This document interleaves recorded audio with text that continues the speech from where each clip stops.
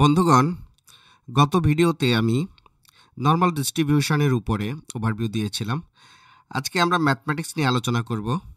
এর যে বিভিন্ন ধরনের ম্যাথমেটিক্সের প্রবলেমগুলো আছে সেগুলো নিয়ে সলভ করার চেষ্টা করব। চিত্রে আপনারা কোশ্চেন দেখতে পাচ্ছেন। আমি ধাপে ধাপে শুরু করি। দেখেন, এই কোশ্চেনে লেখা আছে, প্রথমেই যে হেডিংটা দেওয়া আছে সেটা হচ্ছে প্রবাবিলিটি বিটুইন টু ভ্যালুস, অর্থাৎ দুইটা ভ্যালুর মধ্যে প্রবাবিলিটি নির্ণয় করতে হবে। আমরা গত ভিডিওতে 50 থেকে 60-এর মধ্যে আমরা প্রবাবিলিটি নির্ণয় করেছিলাম। অঙ্কটা সেম। তো আমরা কয়েক ধরনের অঙ্ক করব, সমস্যা নেই, বোঝার সুবিধার্থে। তো আমরা অঙ্কটা শুরু করি। এখানে দেখেন, একটা এক্সাম হয়েছে যেখানে মিন দেওয়া আছে 70, স্ট্যান্ডার্ড ডেভিয়েশন দেওয়া আছে 10। আমাকে প্রবাবিলিটি নির্ণয় করতে হবে স্টুডেন্টদের যে স্কোর আছে তার মধ্যে 60 to 80। তাহলে ধরেন এরকম একটা গ্রাফ দেওয়া আছে। ধরেন এই জায়গা থেকে আমরা করে এভাবে স্ট্যান্ডার্ড একটা গ্রাফ নির্ণয় করলাম। এখানে মিন দেওয়া আছে, সেটা হচ্ছে 70। তো আমাকে 60 to 80-র মধ্যে আমাকে প্রবাবিলিটি নির্ণয় করতে হবে। মাঝখানে কি রয়েছে? 70 হচ্ছে মিন। এটাই আমাকে ক্যালকুলেশন করতে হবে। তো এখন আমরা সলিউশন করি।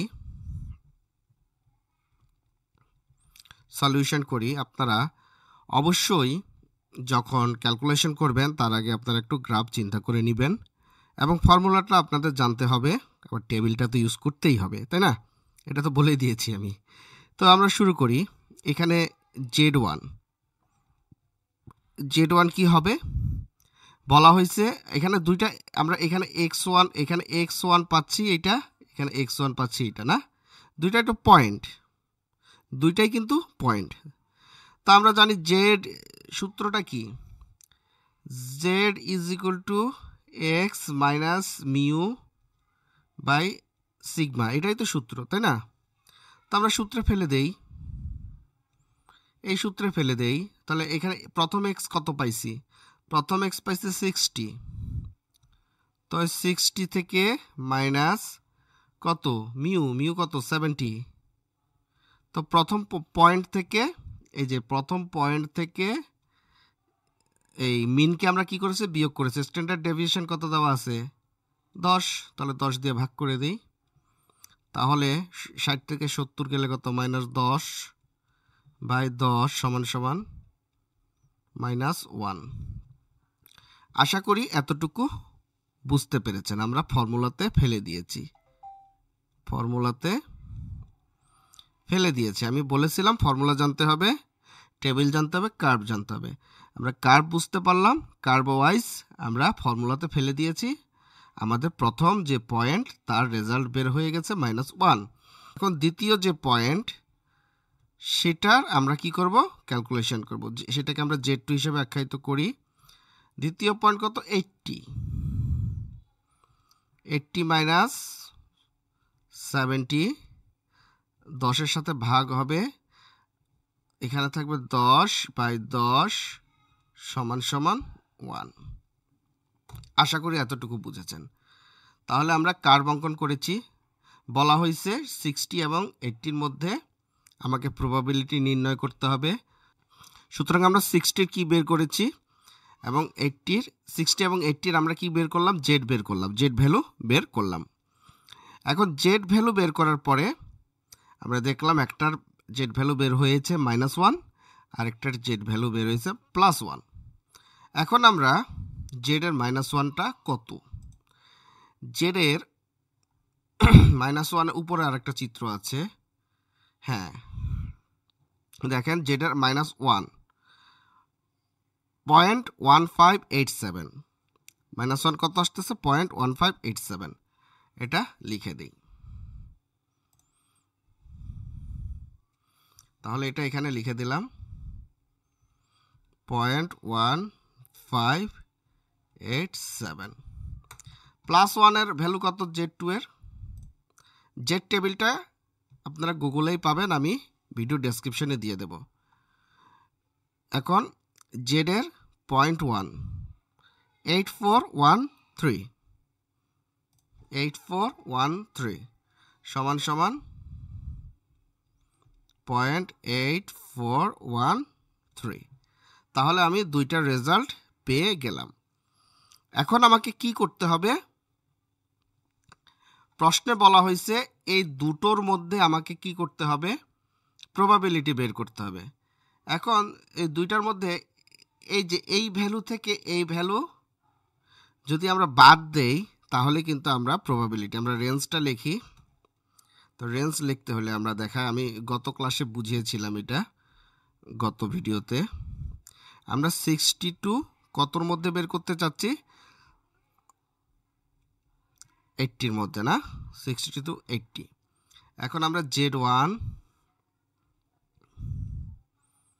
probability of Z1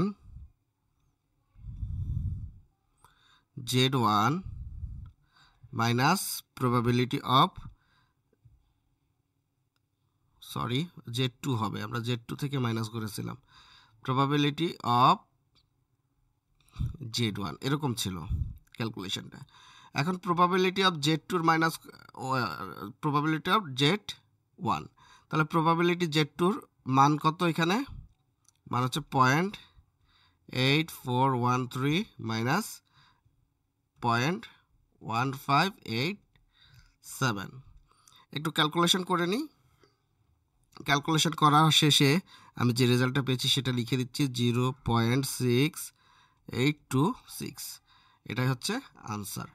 সুতরাং আমার এই 60 এবং 80-র মধ্যে দুটো পয়েন্ট আছে, দুটো পয়েন্টের মধ্যে হওয়ার সম্ভাবনা, মানে স্কোরটা হওয়ার সম্ভাবনা হচ্ছে গিয়া এত। এটা হচ্ছে স্ট্যান্ডার্ড মান। তো আমরা মোটামুটি স্ট্যান্ডার্ড মান বের করা শিখে ফেলেছি, প্রথম অঙ্ক আমরা করে ফেলেছি। আমরা কিন্তু নর্মাল ডিস্ট্রিবিউশন করতে পারতাম।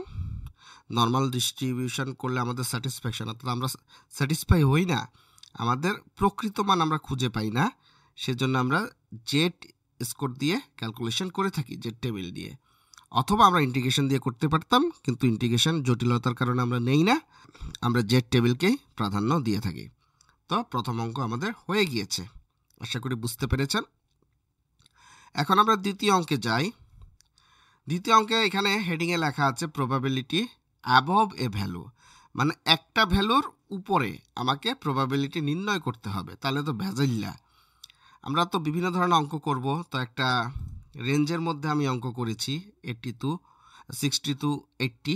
এখন আমরা অন্য কোয়ালিটির একটা অঙ্ক করব, দেখি অঙ্কটা কেমন। তো এখানে মিন দেওয়া আছে 150 গ্রাম, এটা মিন মিউ হিসাবে আখ্যায়িত হবে। স্ট্যান্ডার্ড ডেভিয়েশন দেওয়া আছে 20। খেয়াল করেন, স্ট্যান্ডার্ড ডেভিয়েশন দেওয়া আছে 20 এবং মিন দেওয়া আছে 150 গ্রাম। এখন তো ভেজালটা লাগবে। এখানে বলা হয়েছে প্রবাবিলিটিটা কি? Randomly choose an Apple more than 180 grams, অর্থাৎ 180 গ্রামের বেশি ওজনের প্রবাবিলিটি হওয়ার সম্ভাবনা কত? মানে 180, এখানে কোনো রেঞ্জ নাই কিন্তু। খেয়াল করেন এই জায়গায় কিন্তু কোনো রেঞ্জ নাই, এখানে একটা মাত্র পয়েন্ট আছে, তাও বলা হয়েছে ওই পয়েন্টের থেকে বেশি হইতে হবে। তো বেশি হওয়ার সম্ভাবনাটা কত, এটা আমাকে এখন বের করতে হবে। তো এটা আসলে একটা ভেজাল্য অঙ্ক। তো প্রথমে আমাদেরকে জানতে হবে কি, প্রথম পয়েন্টটা কত? 180 আছে এখানে, 180 গ্রাম, আর এখানে মিন দেওয়া আছে কত? 150 গ্রাম। তাহলে আমরা জেডের ফর্মুলাটা এখানে বসাই দিই।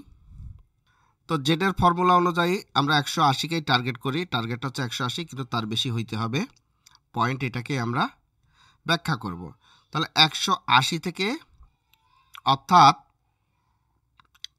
X minus mu by standard deviation, তার মানে কত আসে? 180 মাইনাস 150 বাই স্ট্যান্ডার্ড ডেভিয়েশন কত? 20। তো 0 থেকে 0 গেলে 0, 8 থেকে 5 গেলে 3 বাই 20। এটাকে ভাগাভাগি করলে 0 0 কাটা, 2 1 2, 1.5 এটাই আসে, তাই না?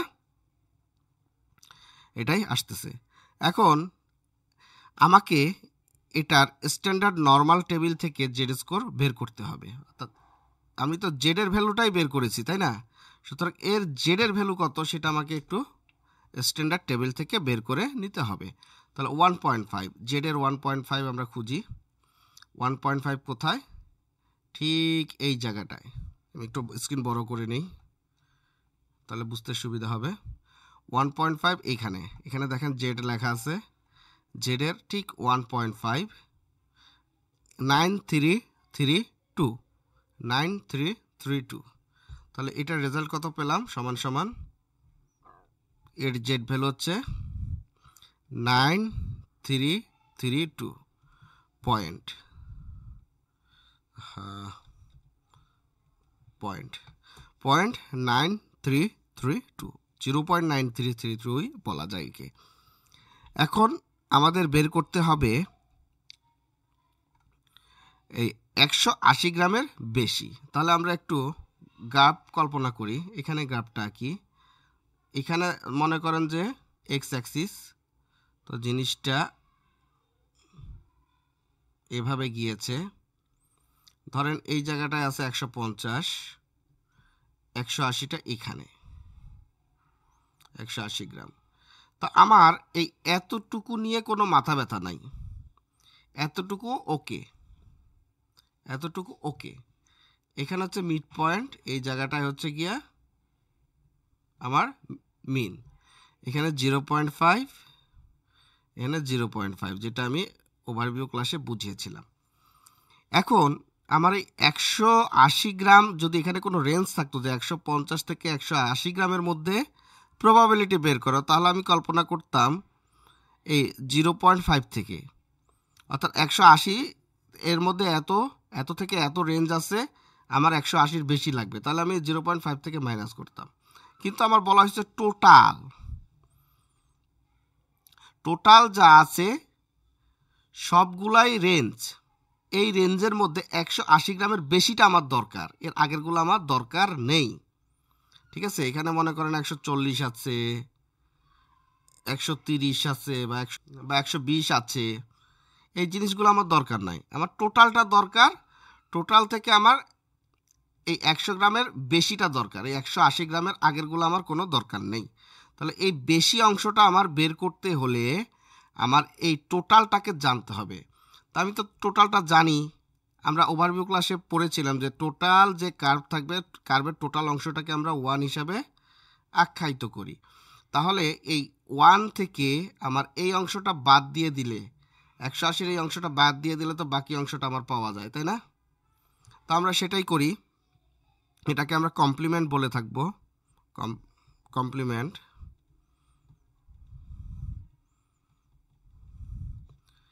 তো এই জিনিসটা আমরা বের করি, সমান সমান এখানে আমরা কি করব, পি অফ এক্স, মানে এক্সটা বড় হবে কার থেকে? 180 থেকে, 180 থেকে বড় হবে। তাহলে আমার এটা লিখতে পারি আমি 1 মাইনাস প্রবাবিলিটি অফ, তাহলে এক্সের এই পাশের অংশগুলো, অর্থাৎ পি অফ জেড, যেটা বের হয়েছে, হ্যাঁ জেডের যে ভ্যালু বের হয়েছে ওইটাকে মাইনাস করে দিই। তাহলে 1 মাইনাস জেডের ভ্যালু কত বের হয়েছে? 0.9332 সমান সমান, এটা ক্যালকুলেশন করলে আসে 0.0668, এটাই আনসার। অর্থাৎ আমি 180 গ্রামের বেশি যে অংশটা আছে সেটার রেজাল্ট আমরা এভাবে বের করেছি। অঙ্ক ছোট, কিন্তু বুঝতে হবে। তো যাই হোক, আশা করি এরকম ধরনের কোনো ক্যালকুলেশন আসলে আপনারা অবশ্যই পারবেন, সলিউশন করতে পারবেন। আমরা 3 নাম্বার অঙ্কে এসেছি। এখানে বলা হয়েছে finding a value for given probability. দেখেন এখানে কিন্তু কোনো ভ্যালু দেওয়া নাই, কোনো এক্স পয়েন্ট দেওয়া নাই। এখানে বলা হয়েছে হাইট 5%-এর বেশি, মানে স্টুডেন্টের, এটা আমাকে বের করতে হবে, যেখানে শুধুমাত্র মিন দেওয়া আছে এবং স্ট্যান্ডার্ড ডেভিয়েশন দেওয়া আছে। তো এখন আমাকে জেড এর ভ্যালু ক্যালকুলেশন করতে হবে 5%-এর মাধ্যমে, আর আমাকে পয়েন্ট বের করতে হবে। তাহলে আমরা জেড সমান সমান 5%-কে করলে 5/100 সমান সমান 0.05। তো এখন 0.05 এটার ভ্যালু আমরা যদি জেড টেবিলে যাই, আসলে এটা পাওয়া একটু কষ্ট। তো আমি কি করেছি, আমি গুগলকে প্রশ্ন করেছিলাম, ভাইয়া আমাকে একটু জেড ভ্যালুটা একটু খুঁজে বের করে দেন। তো এখন আমাকে সে জেড ভ্যালু দিয়ে দিয়েছে 1.645। তো এটার উপর বেস করে আমি ক্যালকুলেশন করতেছি।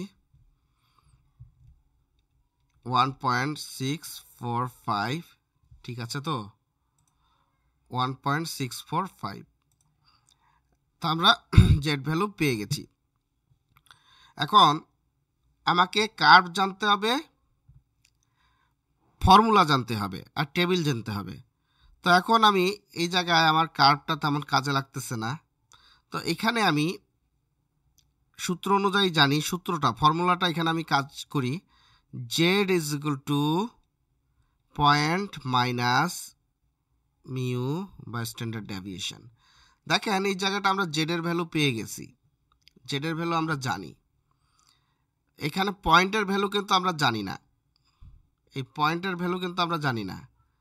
জেডের ভ্যালু আমরা জানি, মিন জানি, স্ট্যান্ডার্ড জানি। তাহলে আমাকে এই মেইন যে পয়েন্টটা খুঁজে বের করতে হবে। তো পয়েন্ট খুঁজে বের করতে হলে আমরা ছোটোবেলা আড়াআড়ি গুণ করেছি, এক্স মাইনাস মিউ সমান সমান Z standard deviation implies that. তাহলে আমরা পয়েন্ট বের করি, এভাবে তো অবশ্যই লেখা যায়। তো এখন আমরা শুধুমাত্র মানগুলো বসিয়ে দিলে আমাদের রেজাল্ট বের হয়ে আসবে। তাহলে স্ট্যান্ডার্ড ডেভিয়েশন কত দেওয়া আছে? 8, আর মিন দেওয়া আছে 170। তাহলে আমরা এখানে লিখে দেই 170 যোগ স্ট্যান্ডার্ড ডেভিয়েশন দেওয়া আছে 8, সরি জেড ভ্যালু কত দেওয়া আছে? 1.645, 1.645 গুণ 8 তো ওইটা অবশ্যই 8। তাহলে আমরা এখন ক্যালকুলেশন করি।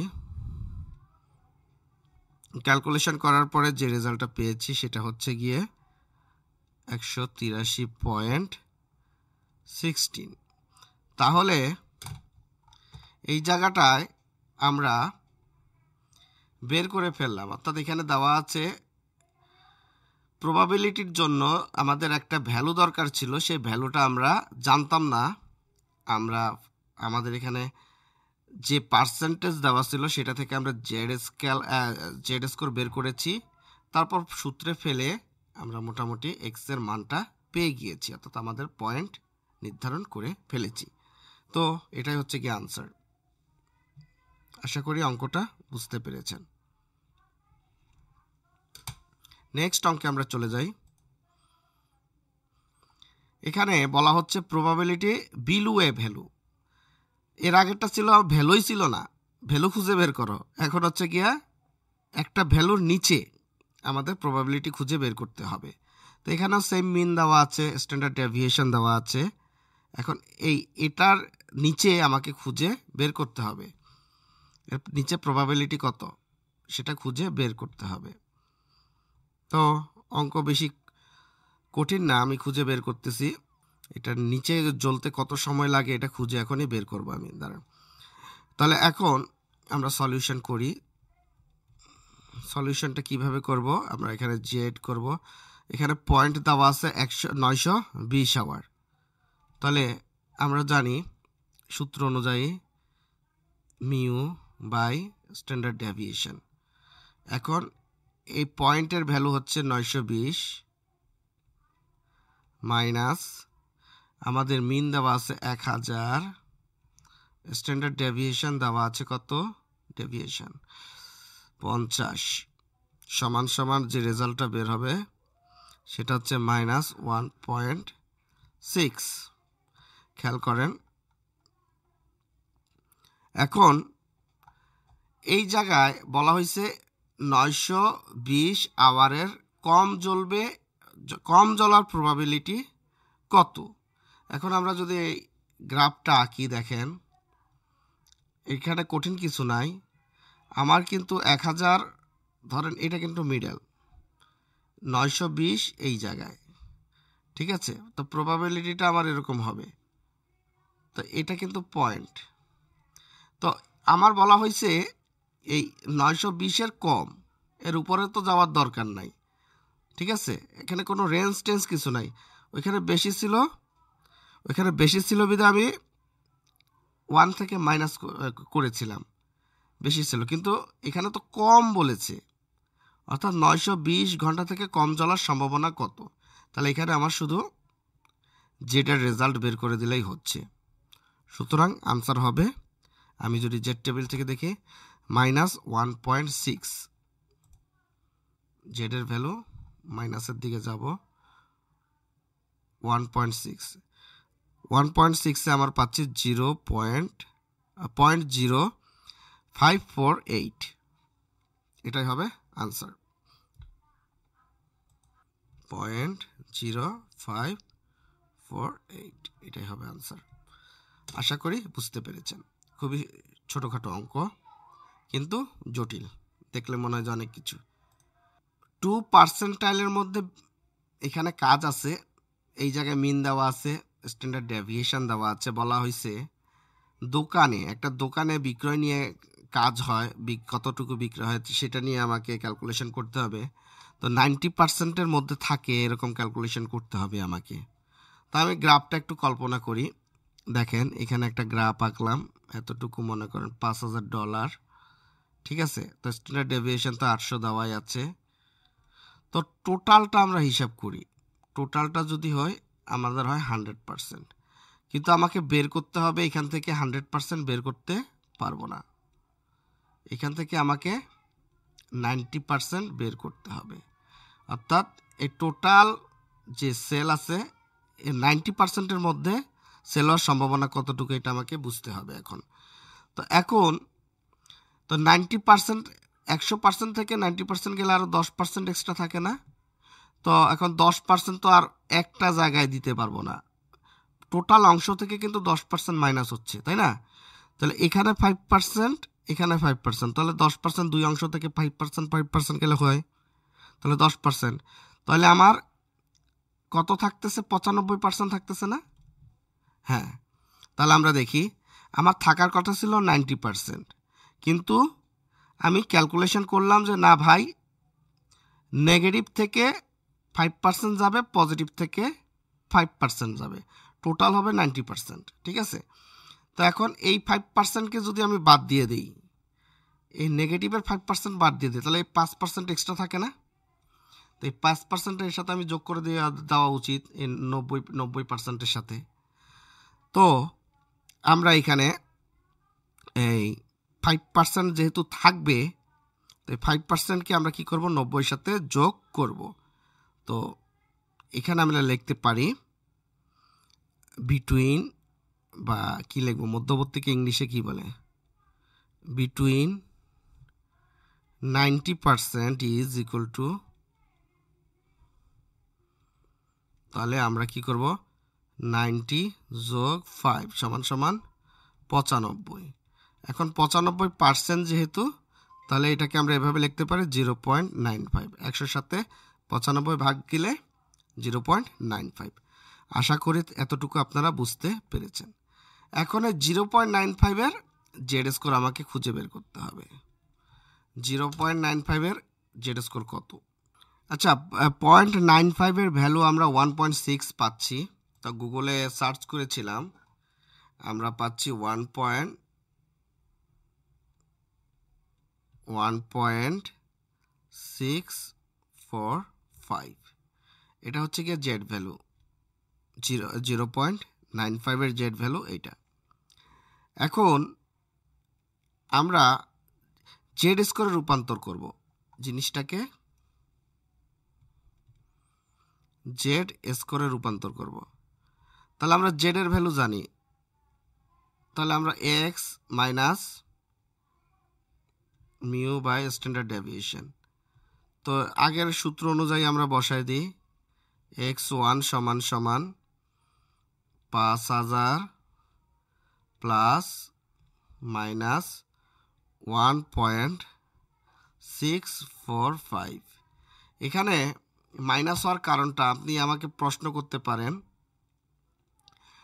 1.64 আসছে, 645 আমি কেন মাইনাস দিয়েছি? দেখেন এই কার্ভে কিন্তু টোটাল 90%, অর্থাৎ পজিটিভ নেগেটিভ বোথ। এখানে কিন্তু শুধু পজিটিভের কথা বলা হয়নি, টোটাল 90%, ঠিক আছে? সুতরাং আমার দুটো ক্যালকুলেশনই করতে হবে। যেহেতু আমরা পজিটিভের এটা পেয়েছি, নেগেটিভও সেম হবে। তো এখন আমরা পজিটিভ নেগেটিভ দুইটাই আমরা বের করব। প্রথমে আমরা নেগেটিভ বের করি, 0.800 সমান সমান আমার ভ্যালু কত দাঁড়ায়? 3684। সেমভাবে x2-র ক্ষেত্রে আমার দাঁড়াবে 5000 যোগ 1.645 গুণ 800 সমান সমান 6316। এটাই হচ্ছে গিয়া আমার দুটো ভ্যালু, অর্থাৎ এই 90%-এর মধ্যে যে ভ্যালুটা আছে সেটা, এই দুইটা ভ্যালুই হচ্ছে সেটা। আশা করি অঙ্কটা বুঝতে পেরেছেন। তো যাই হোক, আজকে বিভিন্ন ধরনের অঙ্ক নিয়ে এসেছিলাম, মোটামুটি আমরা ক্যালকুলেশন করেছি। এরপরে যদি বুঝতে অসুবিধা হয় অবশ্যই আমাকে জানাবেন। ধন্যবাদ।